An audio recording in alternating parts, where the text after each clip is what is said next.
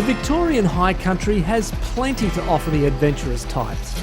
Spectacular views, fantastic camping opportunities, and for the four-wheel drive enthusiast, some of the best and in many cases challenging roads in Australia.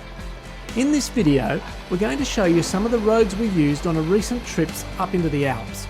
And to start off the journey, we need to cross the Mighty Murray River from New South Wales into Victoria.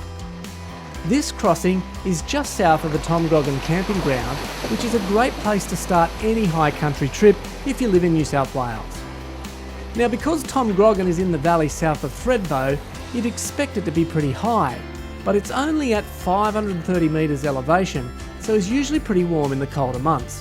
And maybe that's why the kangaroos like it so much, because I've got to tell you, there's plenty of them here to see. But enough of the wildlife, let's get back to the roads. Depending on the time of year you go to the high country will often dictate the road conditions.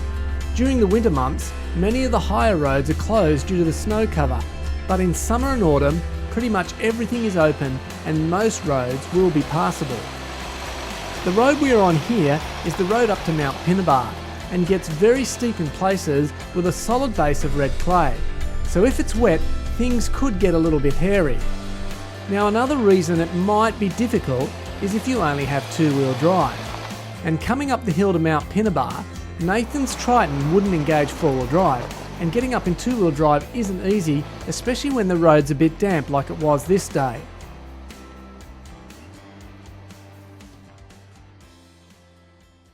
Vacuum solenoid's not working.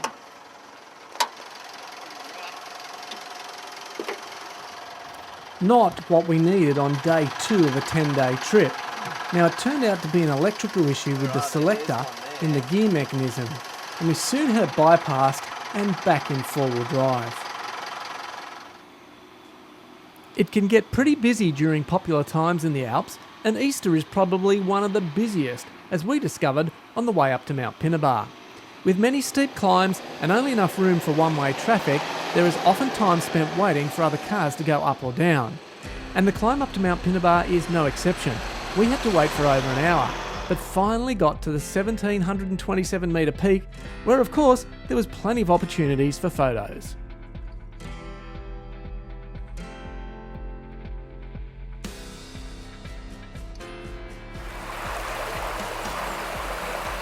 Many campsites in the high country are close to running water, and it's always great to get a quick look before hitting the road again.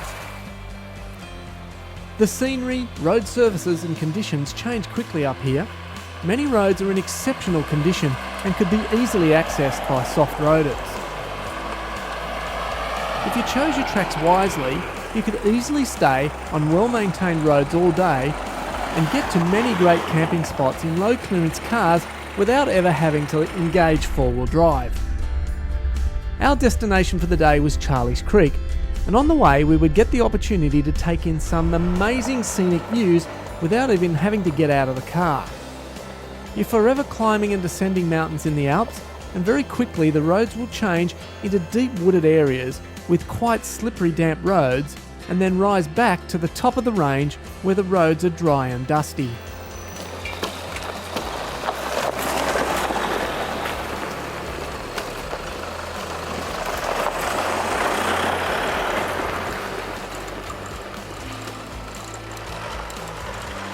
Creeks run across the tracks constantly, and some of the roads crisscross the creeks for many kilometres, and in many places you'll come across huts that look fairly newly built, as well as ones that have been here in the high country for many years.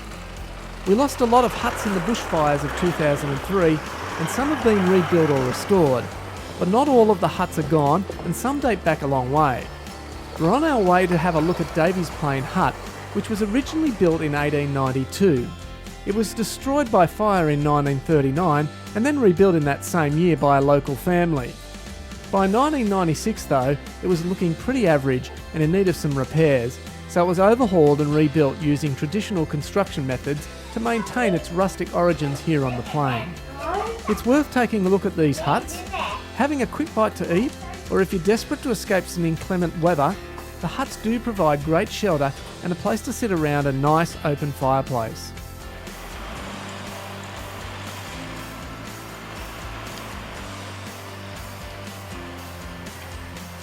But it's time for us to head back to camp. On the way back from Davies Plain, we had a look at the map and discovered that the Murray River was only a short 5-kilometre detour, so we decided to go down and have a look. Because Davies Plain is up at 1400 metres and the Murray is at 500 metres, the 5-kilometre road down to the river is very steep. But the little side detour, which was also a dead end, was well worth it. The river is absolutely beautiful, and with plenty of trout skimming the surface, it's a terrific place to take a break and have a look around.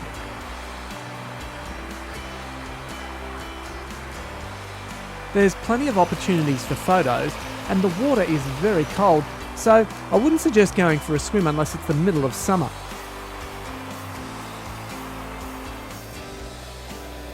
The road out from the Murray was the same road we came in on, and with the weather looking like it was about to turn wet, the track out could have become pretty tricky, so we decided to make tracks back up the steep climb. Luckily the rain held off and the trip up the hill was uneventful, but it's always worth keeping an eye on the weather, as some roads would become almost impassable if they were really wet.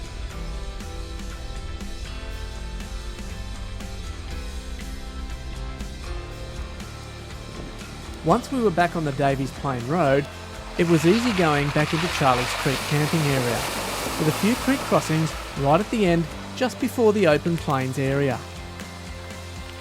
Charlie's Creek had been our base for a few days, and it was time to pack up and get moving further south to our next destination, which would be Blue Rag Range Road.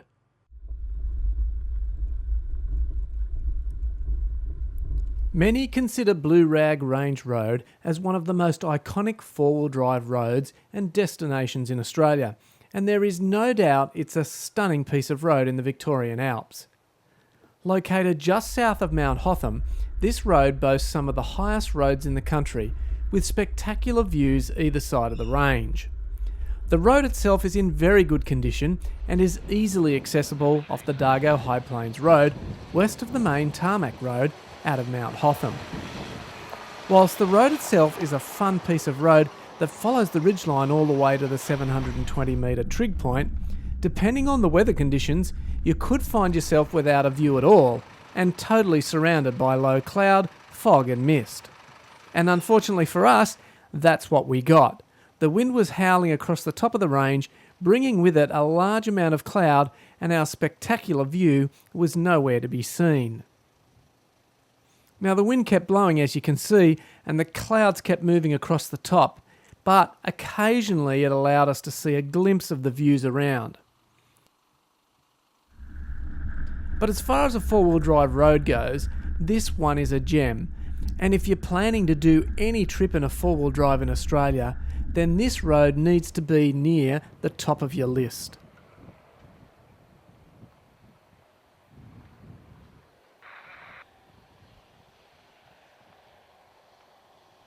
As you can see, spectacular despite the cloud. But our next destination is Talbotville at the bottom of the range, and we need to get there, so once again we're heading back into the deep forest towards the bottom of the gully.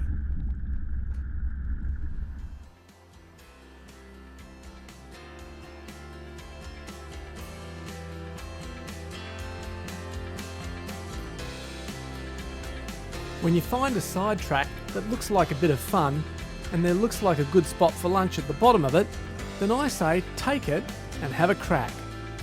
Along the road to Talbotville, we discovered a track down to Mad Dog Lookout, which was exceptionally steep and looked like a real challenge. And with a name like Mad Dog, it's just begging to be driven. The road here is steep, real steep, even though it doesn't look that steep, but in very good condition, and whilst it's a low range road, it was an easy descent down to the lookout.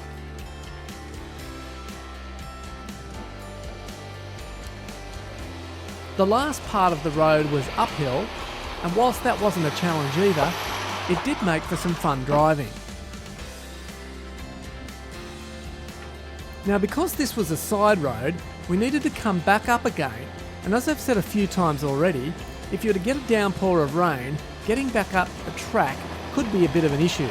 But as you can see in the background, it's a great view. Now we're coming to the end of our overview of some of the roads in the Victorian High Country. Our last section of roads in this story is the Crooked River Road, a road that crosses the Crooked River over 20 times.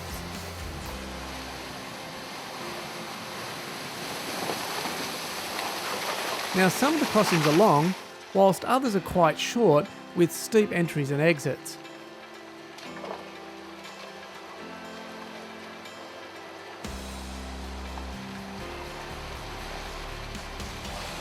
One thing's for sure though, Nathan wasn't having any luck on this trip.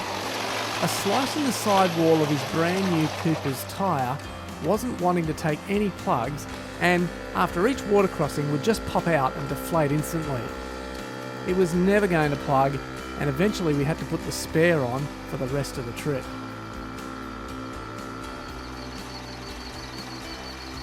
Well, that's the end of our overview of the Victorian High Country roads. There is one more section to go, and that is Billy Goat Bluff Track. What a track that is. But we haven't got time for it in this story. You'll find it in another video on our channel, so check it out. As we cross over this last crossing going back into Talbotville, we'll leave you with some links at the end of the video. Check them out, and make sure you look at the Billy Goat Bluff video, because it's a cracker.